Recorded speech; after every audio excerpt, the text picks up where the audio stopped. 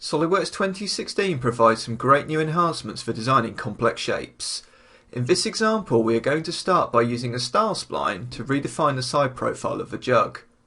In SolidWorks 2016, style spline now includes the option to create a B-spline in addition to a Bezier curve type.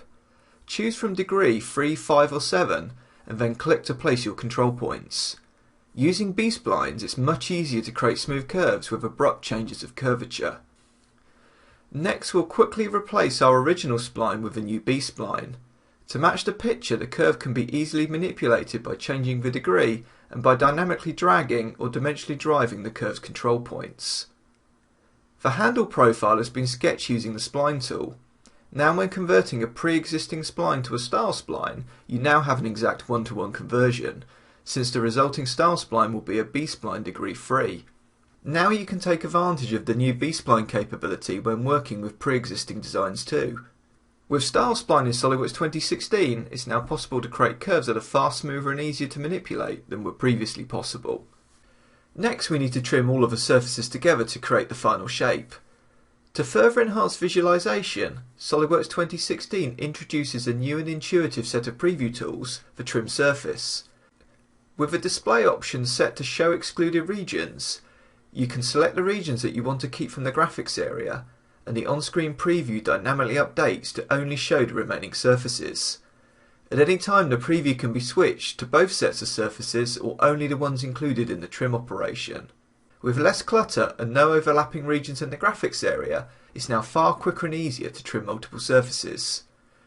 If the results of the trim form an enclosed volume, a new Create Solid option is displayed in the Property Manager. Now there's no need for additional modelling operations to create the solid body. To complete the overall shape, we need to add smooth fillets to the base and handle. New for SolidWorks 2016 is the ability to create curvature continuous fillets directly onto edges, as well as faces.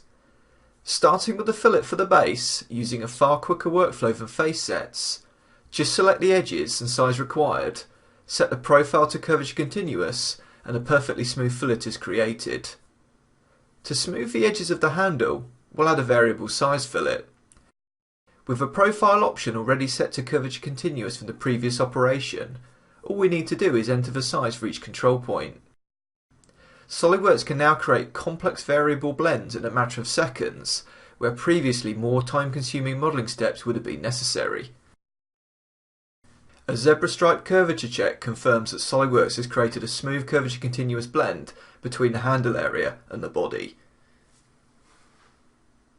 So far we've been working with one half of the design, so next we'll use mirror body to generate the full shape.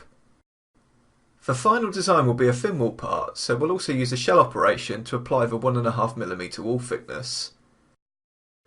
Now with the design complete, we'll finish by calculating the volume of liquid the jug can hold. In SolidWorks 2016, the intersect command has now been enhanced to include the option to automatically create an internal region.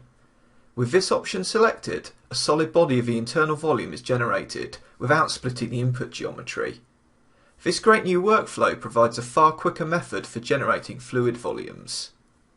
Using the new Tab key shortcut to hide the external geometry, followed by Mass Properties, we can view the calculated fluid volume for the jug.